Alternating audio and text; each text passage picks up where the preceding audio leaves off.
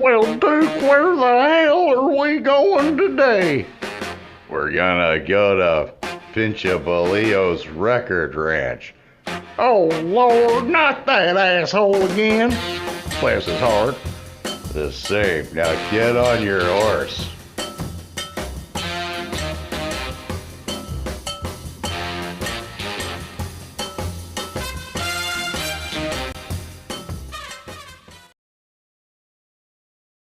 Well, hey everybody from the great state of Texas, it's Pinchabalio and time for yet another Pinchabalio's Record Ranch episode.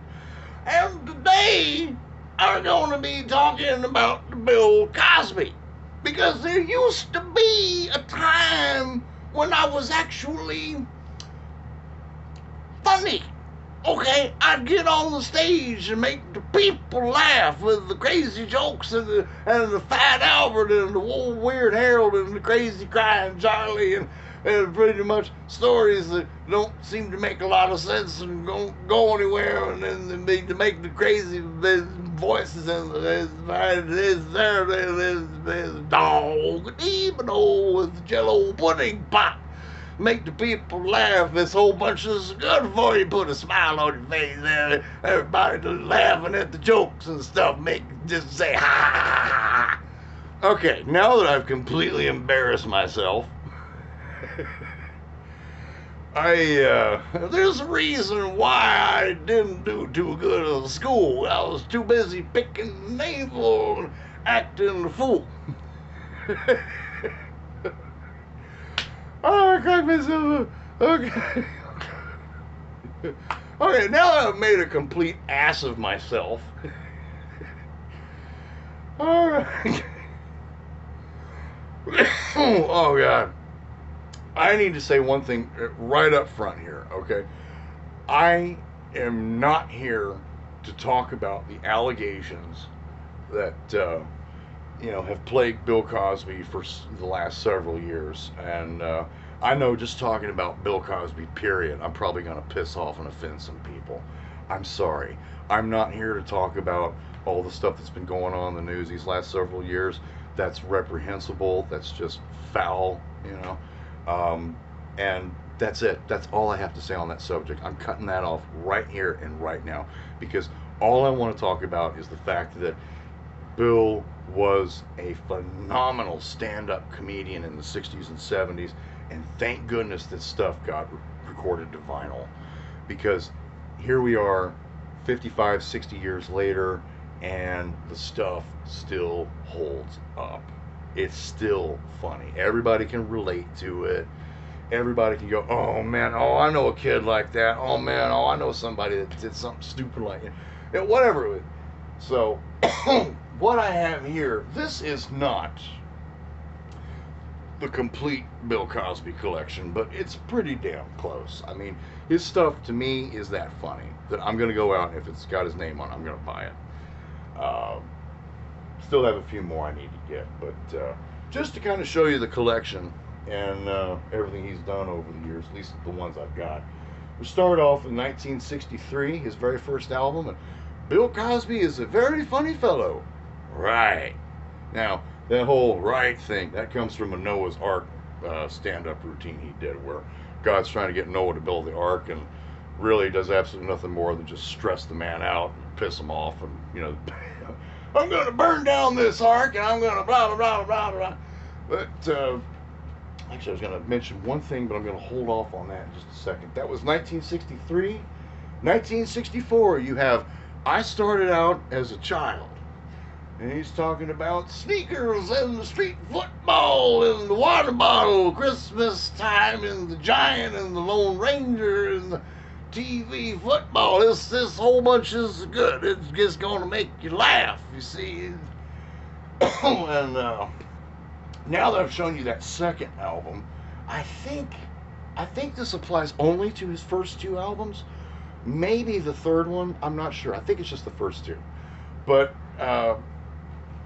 Right and I Started Out as a Child were recorded in mono. Now, if you find these albums, quite often you'll see a stereo pressing and a mono pressing, Uh, for the first two albums, like I just said, they were mono.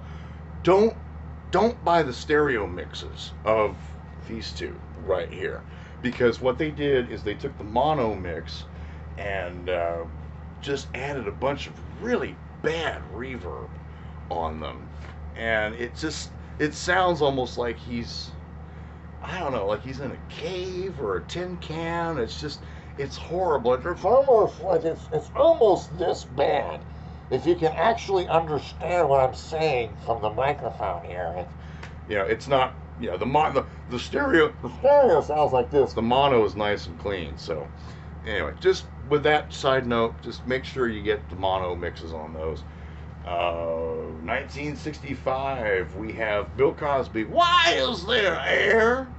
It's to blow up the volleyball and the football and the basketball and there's all other things that make you laugh. This one he's talking about. Mostly he's talking about going to school in this one.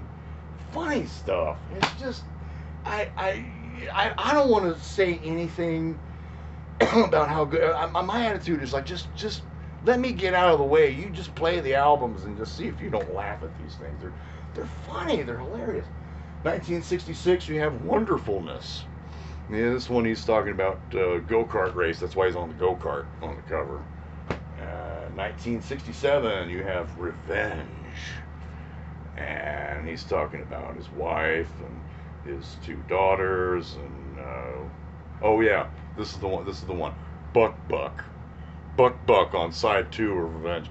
That is the introduction of Fat Albert, right there. That's all I'm gonna say. You look it up on YouTube if you don't have the album already. It's a freaking classic. It's just. That was 1967. He did 3 albums in 1960. Oh, or was it 4? No, he did 4 albums in 1968. There's one that I don't have that came out in 67 called Silver Throat Sings, where he's trying to do an album of music. He's actually trying to sing. And I don't know if he was trying to be serious or if he was just playing it as a goof. I don't know, because I've never owned that album. But the following year in 68, he released Hooray for the Salvation Army Band, which is another album where he's singing. And some of these tracks are serious. Like, he really is trying to do a serious version of I Can't Get No Satisfaction. And Funky North Philly and Stop, Look, and Listen. I mean, he's Sunny by Classics 5. He's trying to be serious, but then he's also got stuff on here like Sgt. Pepper's Lonely Hearts Club Band. I mean, oh my God, you got to hear this. I mean, it starts off real funky. It's got a good groove. I mean, they did this real cool funky version of Sgt. Pepper, and then Bill comes in and just kills it with, well, it was 20 years ago today, Sgt. Pepper taught the band to play. Get on YouTube and see what I'm talking about. It's a bad. Now, I got to show you this one again. This is a German pressing. So he's got a suit and tie on. It's a very conservative German pressing. It's nice. But the American version of the cover, he's got a goofy mustache and a cigar, and his hair's parted in a funny way. You kind of know what is to be expected on the inside. Yeah. This, I mean, what is this? This looks like it was like a Trini Lopez out. I don't know. That was 1968. This one is a classic. To Russell, my brother, whom I slept with. I'm an only child, so I did not have the experience of having an older brother or younger brother or just sibling in general. So I've always just kind of imagined the antics that these two did in this album would probably be what me and my brother would have been doing, pissing my dad off. Another one from 1968, 200 miles per hour. This is where the big track is 200 miles per hour. That's side 2. That's one entire routine on here. And it's a true story. What's his name?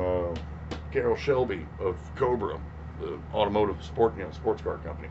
They made a custom car for Bill Cosby, and it scared him so bad that he immediately got rid of the car as fast as he could. It was sold to somebody, and then they wound up wrecking it, and then it sat around for a long time, and then somebody bought it and restored it, and I think it's probably out making, you know, the car show tours or anything. But 200 miles per hour is a true story. And real quick, you know, a lot of these are all on the Warner Brothers label, by the way, if you haven't noticed already. In the late 90s, Warner Brothers started reissuing these things on CD, and that's cool. You know, you get them on CD. If you don't have a record player anymore, that's fine. But the one that they didn't release out of the entire Warner Brothers catalog of Bill Cosby albums was this one, 200 miles per hour. And I read some months ago that the reason behind it is because at the end of the 200 miles per hour routine, there's a joke that was considered controversial because the car scared him so bad. He ends the joke with, you know, take the keys, it's all been paid for, and you give the car to George Wallace, you know, the angry little man in front of the schoolhouse door, you know, the segregationist. So, I think it's funny. You know, it's funny, it's topical, but apparently Warner Brothers felt that that was not cool to put that out on CD for some reason in the late 90s. I don't know. So after that, you have Bill Cosby 8:15 and 12:15. These are two completely separate shows that were recorded in Vegas. No, these are two separate nights. There's side one, yeah. Record one are two different 8:15 shows. Record two is two different 12:15 shows. So material's a little different. It's suggested for mature adults only. He's not going to be vulgar or anything. You know, that didn't happen on a lot of these records. But interestingly, this was on a label that he came up with, Tetragrammaton, which also in the same time period released 12 or was it Shades of Deep Purple? The Deep Purple album's got Hush on it, and Tetragrammaton released the at least the American version of John and Yoko's Two Virgins album. You pull the record out of the sleeve, it's got the green apple on there, but for whatever reason, it's not distributed by EMI or Capitol. It's got the green apple, but it's distributed through Tetragrammaton. So, anyway, little useless note there. Now we get to 1971, and Bill Cosby at this point is on the Uni label, which quickly became MCA. This is for adults only. And again, there's nothing really suggestive on here. He's just talking about, you know, his family and, you know, arguing with his wife and crazy, stupid stuff like that. Again, it's funny. It's some funny stuff. 1972, you have Inside the Mind of Bill Cosby. More goofy stuff with Bill. Bill at his best. This is also on the Uni label, but this one is, well, actually both of these are MCA reissues, so yeah, it doesn't really matter. I mean, these are not, the sound quality is not that, they all sound good, but anyway. Last but not least, we have Bill Cosby himself. This was released in, what was this, 82 on Motown. I don't know why, but for some reason with himself, it's the same album, I presume the same mastering. They're both on Motown, but there's two different album covers. This is I don't know what they did, because there's another copy that I had when I was much younger that had just a plain background with him smiling, and then they come up with this goofy looking thing. I don't know why they changed the cover, but anyway. So for right now, that's the Bill Cosby. You should go out and get these and laugh and say ha ha ha ha, and then go watch the Cosby Show for when Bill was actually funny. So anyway, I think I've rambled on long enough. Y'all take care, and I'll see you later.